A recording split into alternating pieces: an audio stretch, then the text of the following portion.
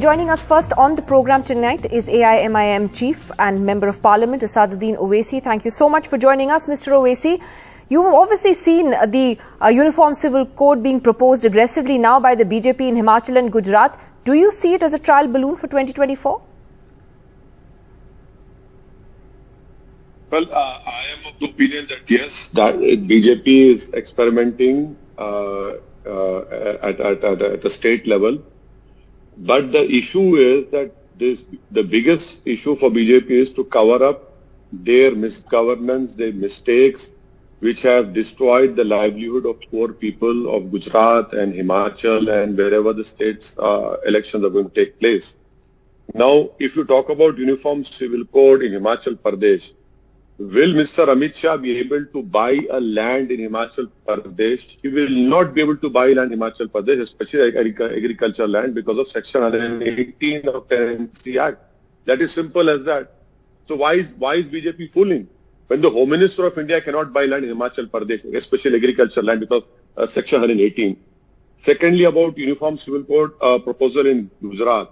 You see the travesty over here, that in Gujarat, no one can change the religion unless until permission is given by the government. What sort of Uniform Civil Code are you talking about? Thirdly, what will happen to the Adivasi culture in Gujarat, the tribal culture? Are you going to overtake it? Are you going to completely finish it off? No, you cannot do it, because we have given constitutional protection to tribals. Fourthly, you talk about Uniform Civil Code. Why is it that only the tax rebate are given under Hindu undivided family to Hindus? Why not to Muslims and Christians? Isn't that the violation of right to equality in our constitution? Fifth point, BJP talks about Uniform Civil Code. Is that the only directive principle of the constitution? What about Article 39, which talks about equal distribution of wealth? The 60-70% of the wealth of this country is controlled by 8 to 10 families.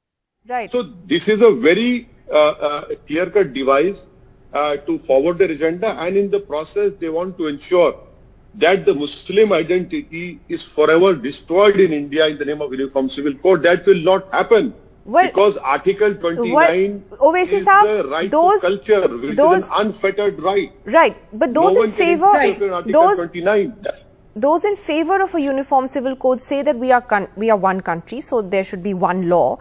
And that also a Uniform Civil Code would benefit women the most, rather than subjecting them to arbitrary religious laws. What would you say about that on merit alone?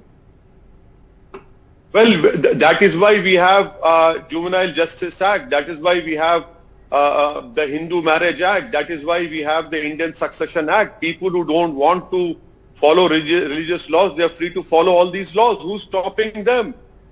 And when you talk about laws, from 2000 to 2019, 90 lakh girls are missing in the name of female infanticide. Who's responsible? We have laws over there in a population as large as Uttarakhand. Who's responsible for that? And then in Gujarat, the girl-child ratio, let the BJP say what is the girl-child ratio as compared to 1,000 boys. Which is better, the Muslims or of the Hindu community? BJP has no answer to it. These are the answers. And you talk about gender issue. Why did BJP release the rapist of Bilqis Banu and killer of her 3-year-old daughter and her mother? So this is completely wrong argument. You have laws which are there. Use it. Who's stopping you from that? And this argument of one nation, one law. Why do we have concurrent lists? Why do we have state lists? Why do we have union lists? And why is it that every state government can amend IPC, CRPC? BJP says no, one nation, one law. Can a Gujarati or a person from Himachal Pradesh go to Lakshadweep and Arunachal Pradesh without taking permission? No, because the laws are different over there to visit over there. Fair enough, Mr. Owaisi. Finally, though, isn't the Uniform Civil Code actually an unfinished ideological agenda of the BJP, like the Ram Mandir, like Article 370, and therefore more than just a distraction from their misgovernance, as you put it? No, it is both. Now, for example, if I ask a BJP person, okay, you talk about uniform in UCC, will it be the Daya Bhaga school of thought or the Mitakshra school of thought? Please tell us. Will you making a law to give an agriculture land to a Hindu girl, or you'll say no, Kanyadan is over, nothing doing. BJP has no answer to this. What about having complete prohibition in the country? Complete prohibition in the country. That is also part of directive principle. That is the biggest cause of accidents leading to deaths. Lakhs of people die because someone was drunk and killed. Lakhs of women are being tortured because a drunk person harms a woman. So there are so many directive principles in the Constitution which BJP does not want to talk about. And please remember, Article 44 says the state shall endeavor.